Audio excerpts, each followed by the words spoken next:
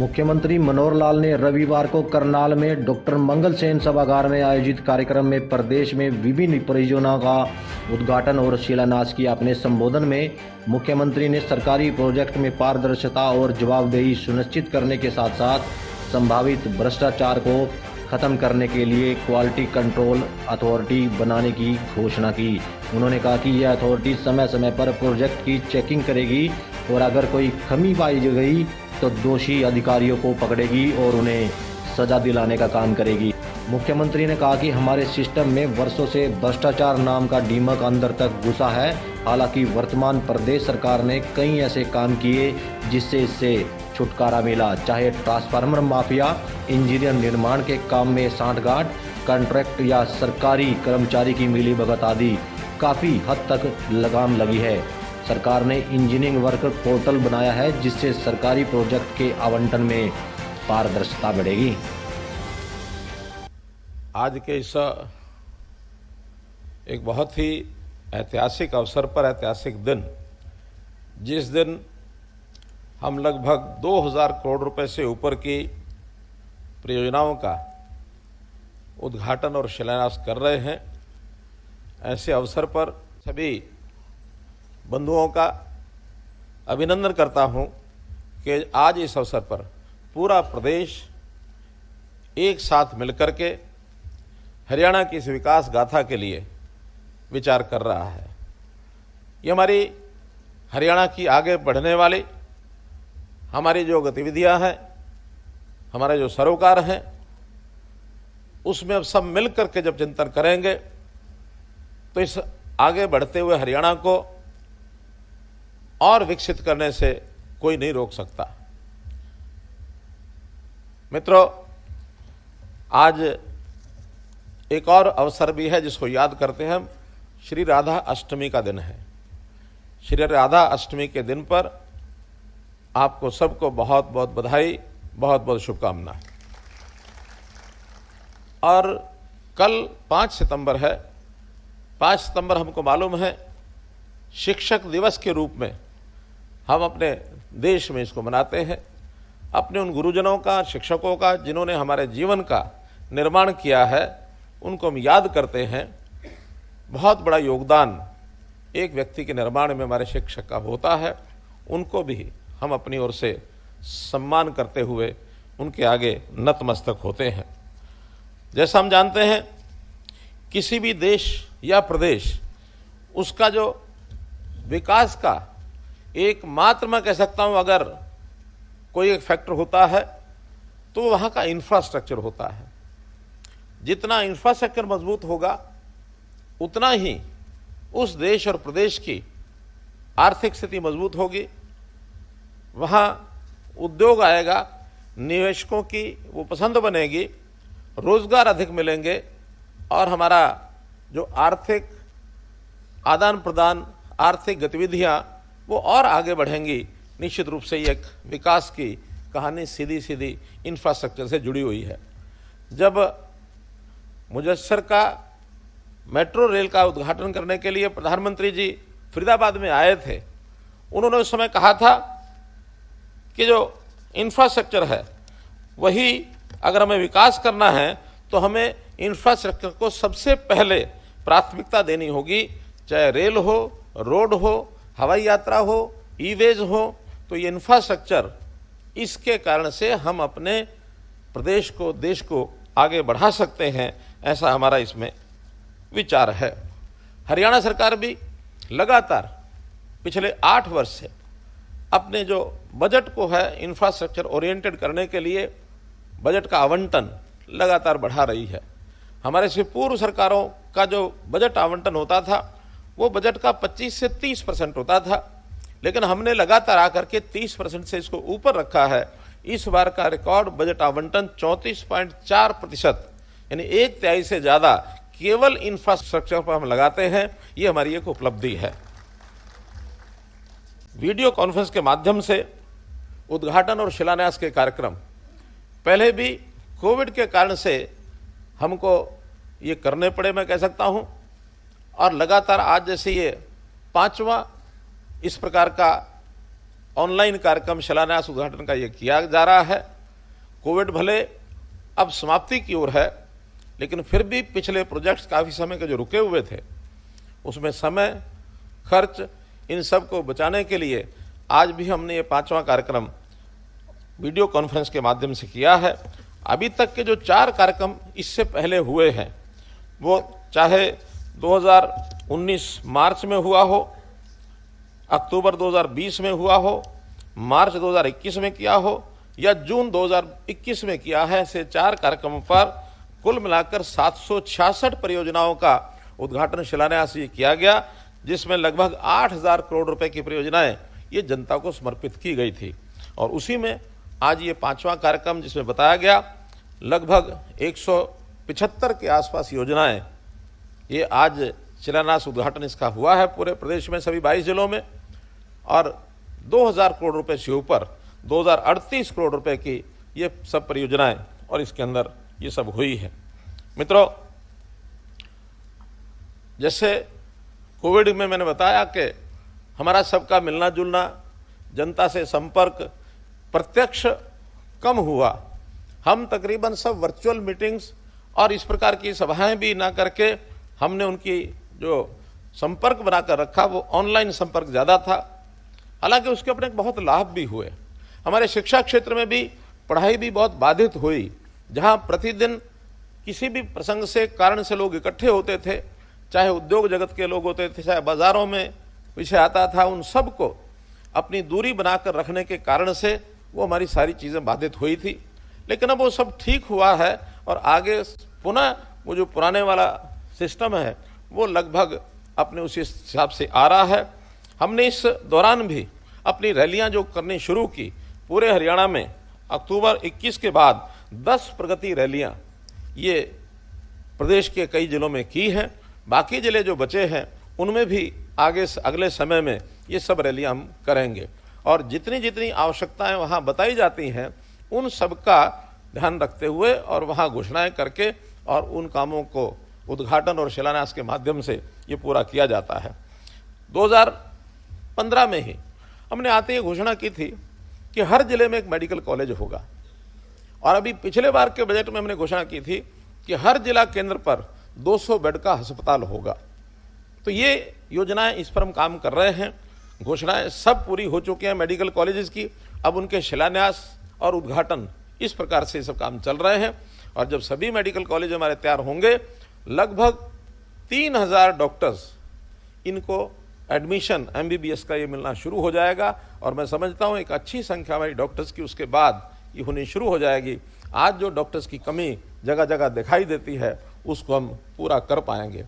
अस्पतालों का जहाँ तक जिला केंद्रों पर 200 बेड का और जिला केंद्रों के अतिरिक्त कुछ प्रदेश में 6 स्थान 7 स्थान ऐसे भी हैं जो जिला केंद्र ना होने के बावजूद भी बड़ा स्थान है और जिला केंद्र से लगभग 40 किलोमीटर की दूरी पर है, वहाँ भी 100 बेड के हॉस्पिटल ऐसे सब मंजूर कर दिए हैं ताकि चिकित्सा सेवा में किसी प्रकार की कमी न रहे। आज भी फतेहाबाद के एक 200 बेड के हॉस्पिटल का उद्घाटन किया है वहाँ के कार्यक्रम में। जहाँ तक शिक्षा का विषय है, कॉलेजेस का मैपिंग कराने के बाद हमें जहाँ जहाँ 20 किलोमीटर के अंदर कॉलेज नहीं है वहाँ चाहे कोएड का कॉलेज अथवा महिला कॉलेज, इसको हमने खोला है। पिछले 8 साल में लगभग 72 कॉलेज ऐसे नए शिलान्यास उद्घाटन हुए हैं जिसमें आधे से अधिक महिलाओं के, छात्राओं के जो कॉलेज हैं वो हमने खोले हैं। तो इसका भी हम लगभग पूर्ण कर चुके हैं कि 20 किलोमीटर की दूरी में कोई नई कॉलेज अवश्य है। कुछ स्थान ऐसे हैं जहाँ सरकारी कॉलेज ना होकर के शायद प्राइवेट कॉलेज होगा, वहाँ भी जो गरीब छात्र छात्राएं हैं, खास करके 1,80,000 रुपये की आय से नीचे के जितने विद्यार्थी हैं उन सब की फीस सरकारी है तो फ्री होगी, प्राइवेट अगर कोई फीस लेते हैं तो उसको हम सरकार की ओर से रिम्बर्स करेंगे ताकि ऐसे गरीब विद्यार्थियों को कोई फीस अपने पास से न देनी पड़े। ऐसा हम कर रहे हैं। जहाँ तक स्कूली शिक्षा है, इसमें भी सुधार किया जा रहा है। स्कूलों का यानी शिक्षा का स्तर अच्छा करने के लिए संस्कृति मॉडल स्कूल ये हम खोलने जा रहे हैं। लगभग 138 ऐसे स्कूल खुल चुके हैं। इस साल का 500 नए स्कूल खोलने का, संस्कृति मॉडल स्कूल खोलने का ये हमारा टारगेट है। जहाँ तक घर में सुविधाएं, जैसा हम देखते हैं रसोई के अंदर गैस कनेक्शन, प्रधानमंत्री जी के योजना अनुसार हर रसोई में ये गैस का कनेक्शन हरियाणा में पहुंच चुका है। आज एक भी रसोई ऐसी नहीं है जिसके अंदर गैस का कनेक्शन न हो, चाहे वो शहर है, गांव है, दूर दराज का एरिया, वहां भी। ऐसे ही दूसरा विषय, वो भी हमारे प्रधानमंत्री जी का मैं धन्यवाद करता हूं कि जिन्होंने नल से जल हर रसोई में पहुंचाने का जो काम आह्वान किया था, इसके अंतर्गत भी जल जीवन योजना में हर घर में, गांव में, शहर में रसोई के अंदर नल पहुंच चुका है। उसकी आवश्यकताएं पानी की क्योंकि बढ़ी हैं, इसलिए पानी की आवश्यकता पहले जितनी थी उसको, क्योंकि वहां हर घर में अब चूंकि शौचालय भी हो गया है, सीवरेज भी गांव-गांव में डल रहे हैं, उस पानी की मात्रा को बढ़ाने का भी हमने संकल्प लिया है। इस वर्ष शहरों में भी पानी की जो आवश्यकता बढ़ी है उसको भी पूरा करेंगे। ग्रामीण क्षेत्र में भी जो पहले कहीं 50 लीटर 55 लीटर पानी घर हर व्यक्ति के लिए दिया जाता था, वो मांग के हिसाब से 135 लीटर जो होने की यानी एक आवश्यकता है, उसको धीरे धीरे उसको भी हम पूरा करेंगे।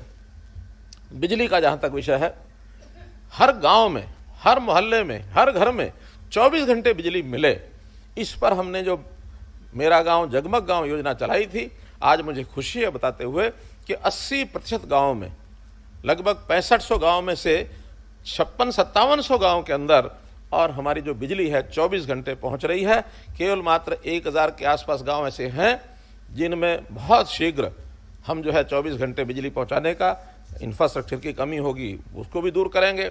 जहां कहीं लोगों को बिल भरने की आदत नहीं है, उनसे भी निवेदन करेंगे कि उसकी डिफॉल्ट अमाउंट है उसको खत्म करें, मीटर जो है घर से बाहर लगाएं।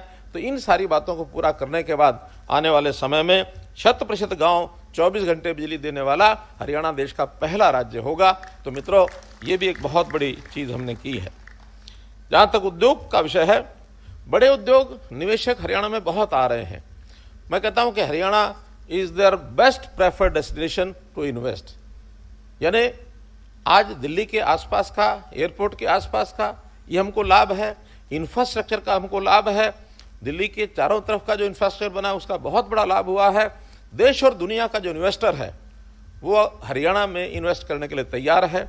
बड़े बड़े उद्योग ये सारे आ रहे हैं। जैसा आपने पीछे देखा कि मारुति को भी जब विस्तार की अपनी आवश्यकता महसूस हुई तो किसी और प्रदेश में न जाकर के हरियाणा में ही खरखोदा में 800 एकड़ का प्लॉट उन्होंने लेकर के अपना तीसरा प्लांट जो है खरखोदा में लगाने की बात कही है, जिसमें 11,000 लोगों को रोजगार मिलेगा। इसलिए उद्योग के नाते हर छोटे बड़े क्षेत्र में एमएसएमई, छोटा उद्योग, देश भर में आह्वान हुआ है एक जिला एक उत्पाद।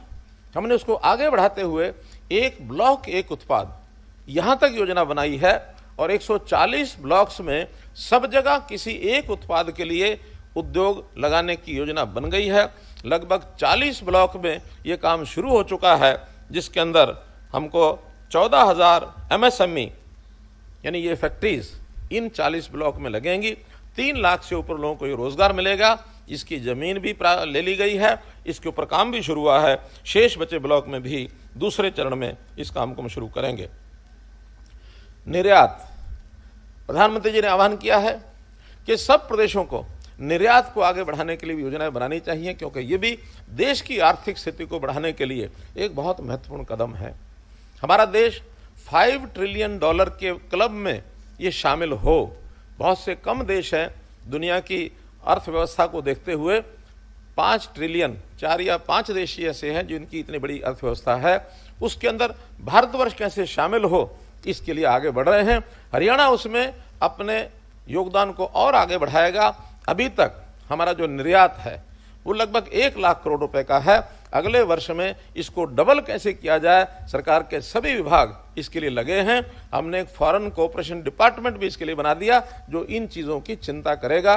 इसलिए देश की अर्थव्यवस्था को बढ़ाने में भी अपना योगदान करेंगे।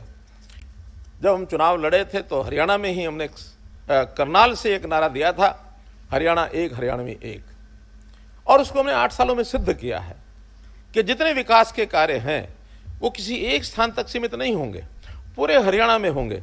आज भी हम देख रहे हैं कि इन 2000 करोड़ रुपए के जो विकास के काम आज शिलान्यास उद्घाटन हुए, इसमें सब जिलों में 22 के 22 जिलों के प्रकल्प, कहीं इस बार थोड़े कम होंगे तो अगली बार वहां ज्यादा होंगे।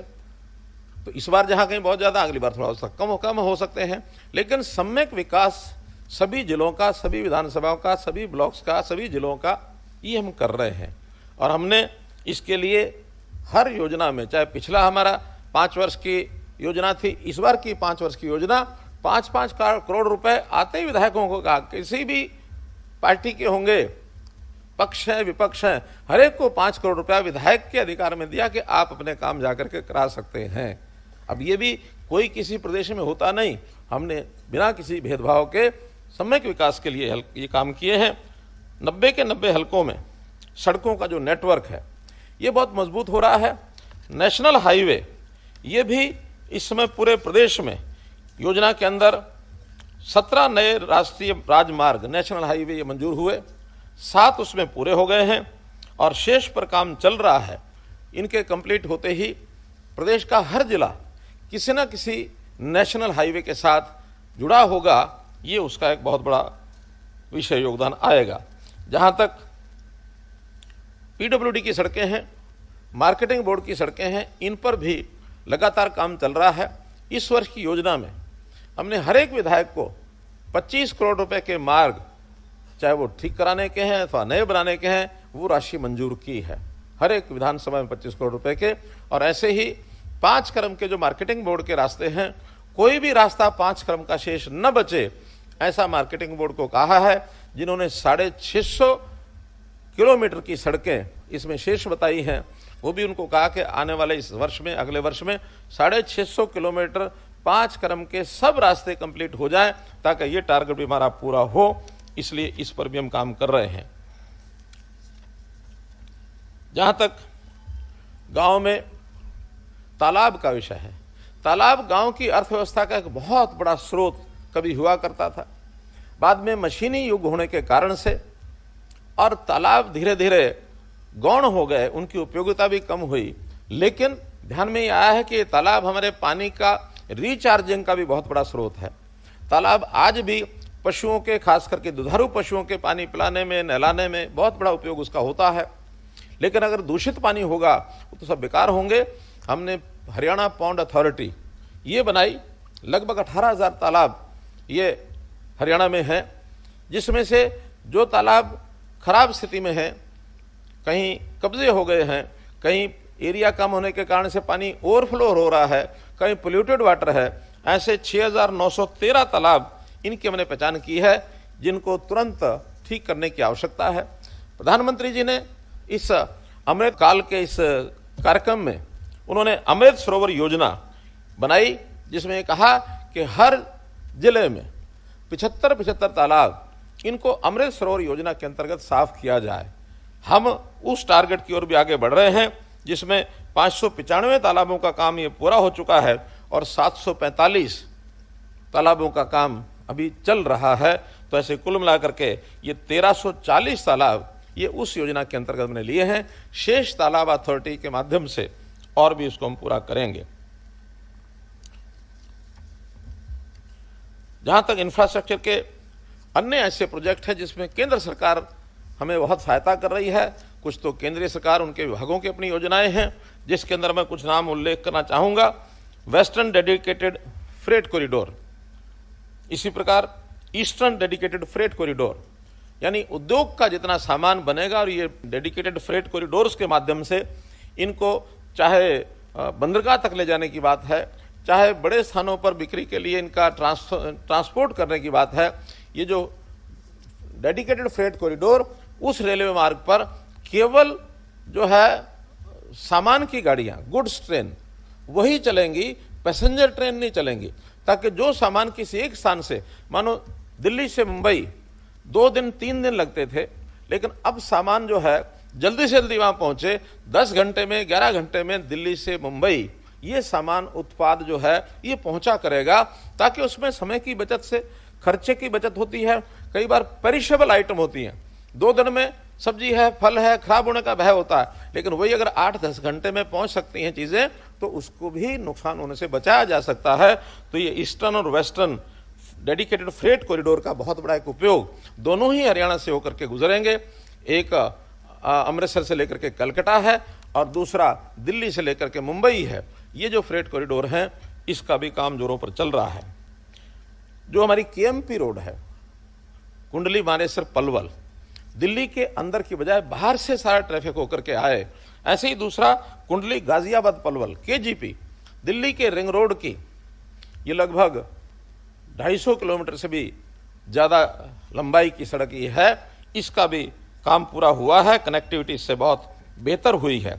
और ऐसे ही इसके साथ साथ केएमपी के साथ साथ Haryana orbital rail corridor, Palwal से कुंडली तक एक रेलवे लाइन का भी बनाने का वो योजना डीपीआर बन चुका है, योजना पास हो गई है, जमीन एक्वायर हो रही है। तो उसके बनने से हम देश के पश्चिमी भाग को और उत्तरी भाग से जोड़ने के लिए दिल्ली छोड़ करके बाहर से पैसेंजर गाड़ियाँ, शताब्दी गाड़ियाँ, राजधानी गाड़ी, कोई भी गाड़ियाँ जो है दिल्ली के अंदर जाने के बजाय इस रूट से यदि आती हैं तो एक बहुत बड़ा लाभ ये जनता को होगा। ऐसे ही 2 बड़े regional rapid transport system RRTS Delhi से, और एक अलवर का रास्ता है और जो हमारे यहाँ गुड़गांव रेवाड़ी होकर के निकलेगा, और ऐसे ही दिल्ली सराय काले खां से करनाल का रास्ता है जो करनाल तक आएगा, टर्मिनेट होगा। ये भी योजना क्लियर हो गई है, बहुत जल्दी इस पर काम शुरू होने वाला है, ताकि पैसेंजर्स अपने वाहनों को छोड़ करके RRTS का उपयोग करेंगे। हर 8 किलोमीटर के बाद इनका जो रेलवे स्टेशन होगा तो 8-10 किलोमीटर करने के बाद वो फास्ट स्पीड से गाड़ियां चलेंगी, लोगों को रोड ट्रैफिक से बच करके पहुंचने के लिए, अपने स्थानों पर गंतव्य पर पहुंचने के लिए लाभ मिलेगा। सोनीपत जींद रेलवे लाइन, ये काम पूरा हो चुका है, एक बहुत बड़ा लाभ होगा। ROBs RUBs रेलवे विभाग की ओर से हमको आह्वान किया गया है कि किसी भी रेलवे लाइन के ऊपर का ब्रिज चाहिए या अंडर ब्रिज चाहिए, वो लिख के हम भेजते हैं, तुरंत वो क्लियर होता है। खास करके नेशनल हाईवे तो सब बन चुके हैं, स्टेट हाईवेज के अब बन रहे हैं। स्टेट हाईवे पर कोई भी ROB RUB कोई फाटक नहीं मिलेगा, तो ये काम पूरा हो रहा है।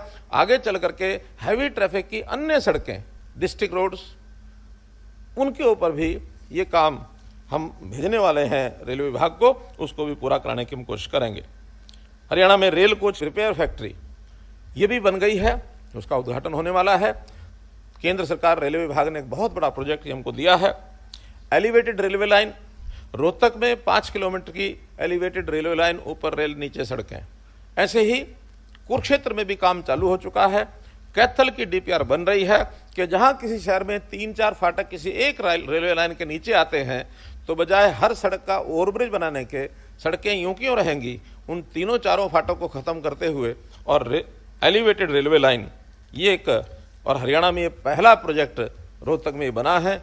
सभी शहरों में इस प्रकार की डिमांड शुरू हुई है, ये काम करना चाहिए। केंद्र सरकार के अन्य बहुत प्रोजेक्ट हैं। सुनारिया में जैसे हमने IIM, इसका ये खुल गया है। कुरुक्षेत्र में नेशनल इंस्टीट्यूट ऑफ डिज़ाइन ये खुल गया है। पंचकुला में national institute of fashion technology ये खुला है। 2 प्रोजेक्ट और हैं जो पाइपलाइन में हैं। मूर्थल में central institute of plastic engineering यानी CPET, ऐसे ही सोनीपत में IIT ये भी खुलने जा रही है। तो केंद्र सरकार का भी, प्रधानमंत्री जी का भी मैं बहुत आभारी हूँ कि ऐसे बड़े बड़े प्रोजेक्ट, नेशनल फेम के प्रोजेक्ट, ये सब हरियाणा में लगातार जो है खोले जा रहे हैं। इसके लिए उनका बहुत बहुत धन्यवाद। नरेला से कुंडली तक दिल्ली मेट्रो, इसको विस्तार को मंजूरी मिल गई है, जो अब कुंडली यानी सोनीपत जिले तक वो आएगी। बाड़सा में हमको मालूम है कि एम्स का बड़ा कैंसर सेंटर और देश का सबसे बड़ा कैंसर सेंटर है जो बाड़सा में खुला है। इसी प्रकार एम्स के अस्पताल और मेडिकल कॉलेज, हमें रेवाड़ी में मनेठी नाम की जगह पर एक मेडिकल कॉलेज खोलने की वहाँ से भी परमिशन मिली है। मित्रों, ये सब काम कुल मिलाकर हरियाणा के लोगों पर विश्वास करके, और प्रधानमंत्री जी ने हमको बहुत से प्रोजेक्ट दिए, हम भी अपनी पूरी गति से और इन कामों को आगे बढ़ाने में लगे हैं। हमारा एक स्लोगन है, शिक्षा, स्वास्थ्य, सुरक्षा, स्वावलंबन और स्वाभिमान। ये 5 चीज़ें अगर हम व्यक्तियों को ठीक से समाज को दे सके तो निश्चित रूप से समाज के लोग सुखी होंगे। आज के ये जो प्रोजेक्ट हैं विकास कार्यों के, अब ये केवल 2000 के प्रोजेक्ट इसको नहीं माने, बल्कि 2 करोड़ से ऊपर जनता के लिए, लगभग 2.25 करोड़ जनता हो गई है, इस जनता के प्रति एक जो हमको सुविधाएं देने का एक आगे का पग है वो हमने उठाया है। और विकास का ये जो आंकलन और पैमाना, ये एक प्रकार से हम पैसे से आंकलन इसका ना करें, बल्कि इसकी सुविधाएं जनता को कितनी मिलेंगी ये जो है उसके ऊपर विचार करना चाहिए। एक विषय जरूर मैं अपील करना चाहूँगा हरियाणा की जनता से, आप सबसे। प्रधानमंत्री जी ने कहा कि सबका साथ सबका विकास, सबका साथ सबका विकास साथ मिल रहा है हमको, लेकिन एक कठिनाई जो हमें सामने फेस करनी पड़ रही है, जो जूझना पड़ रहा है, वो है कि हमारे सिस्टम में भ्रष्टाचार नाम का ये जो गुण है ये बहुत अंदर तक घुसा हुआ है, वर्षों से घुसा हुआ है। हमने अपने सरकार में आने के बाद बहुत से ऐसे काम किए हैं जिसके कारण से इससे हमें छुटकारा मिल सके। हमने एक इंजीनियरिंग का एक पोर्टल बनाया है, इंजीनियरिंग वर्क्स पोर्टल। आगे से जितने भी कॉन्ट्रैक्टर हैं वो कॉन्ट्रैक्ट लेने में उसका उपयोग करेंगे ताकि सब चीज़ें पारदर्शी हो जाए। किसी को भी कॉन्ट्रैक्ट लेने में कहीं इधर उधर किसी अधिकारी के या किसी और व्यक्ति के चक्कर ना काटने पड़े, उसको सीधा पारदर्शी तरीके से, चाहे उसके आईएम भी भरनी होगी, चाहे उसमें उसका कोटेशन भरनी होगी, कितने का उसका मानो टेंडर है, और पारदर्शी तरीके से उसको मिलेगा, पूरी स्पेसिफिकेशन उसके अंदर भरी जाएंगी। एक हमने ये किया है। फिर भी अभी कुछ और आवश्यकता है करने की। एक अथॉरिटी बना रहे हैं, क्वालिटी कंट्रोल अथॉरिटी, ताकि जितने भी ऐसे काम हैं उसकी क्वालिटी क्या है उसका एक मैकेनिज्म होगा, उसको चेक किया जाएगा।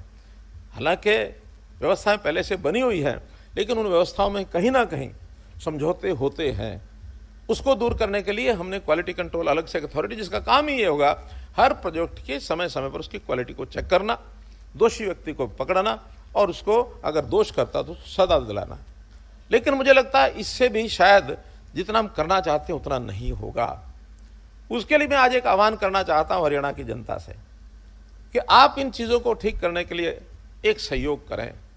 बहुत जल्दी हम एक मैकेनिज्म बनाने वाले हैं और उस मैकेनिज्म में जैसा क्राउड सोर्सिंग के माध्यम से जानकारियां लेनी होती हैं, तो पूरी जनता से हम जानकारी लेने चाहते हैं कि जो ऐसे नए प्रोजेक्ट हैं उन प्रोजेक्ट्स के बारे में, क्वालिटी के बारे में, वहाँ कोई यानी भ्रष्टाचार की कोई घटना है या कोई मिक्सिंग हुई है या कोई सब स्टैंडर्ड चीज़ें लगती हैं, तो ऐसी चीज़ों के बारे में जो भी जानकार लोग हमें उस पोर्टल पर जानकारी देंगे, आम जनता को आह्वान कर रहा हूं मैं, तो उसका निश्चित रूप से प्रारंभिक एक जांच की जाएगी।